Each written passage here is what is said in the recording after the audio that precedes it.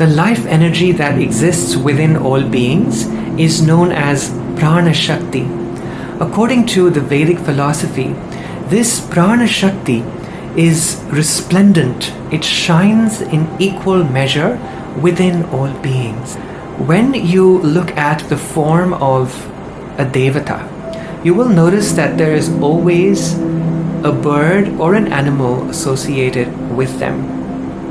The bird or the animal is referred to as their Vahana, or their preferred means of transport, one that brings them from the higher realms into the world of mortals. And therefore, wherever that particular animal is treated well, where it is allowed to thrive in the experience of life, the energy of that Devata will also follow. For example, when you look at depictions of Lord Krishna, you will see that there are always cows in the background. Krishna is also known as Gopala, or the one who takes care of cows.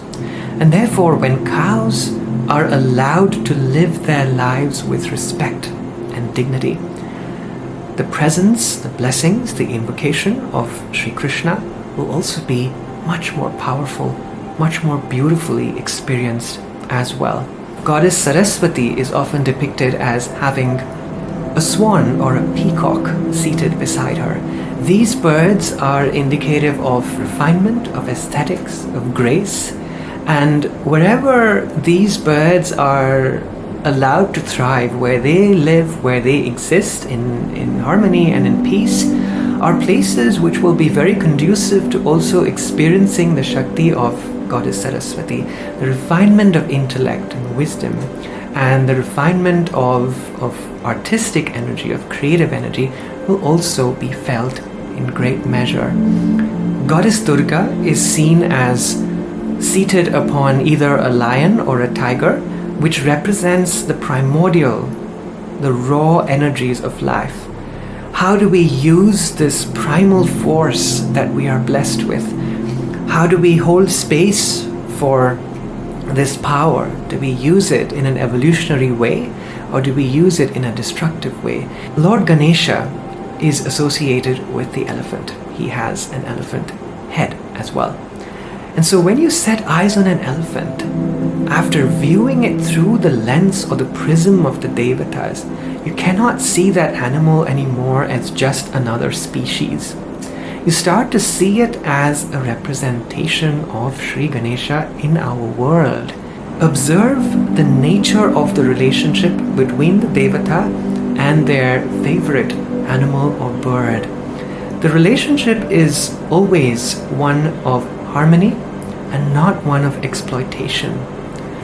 Animals and birds are like custodians of the sacred realms, and in many ancient cultures they are attributed profound shaktis or powers by which humans are actually able to communicate with the higher realms. When you encounter an animal, whether it is by chance or whether it is an animal that is deeply dear to you as a pet, you will start to see that there are a lot of insights, a lot of wisdom that flows very naturally when you are silent in the presence of that animal. I encourage you to start looking at the world around through the prism of the deeper, more profound energies that we have access to. The experience can be enlightening, it can lead you on a fascinating journey and bring more meaning, more understanding of the deeper questions of life.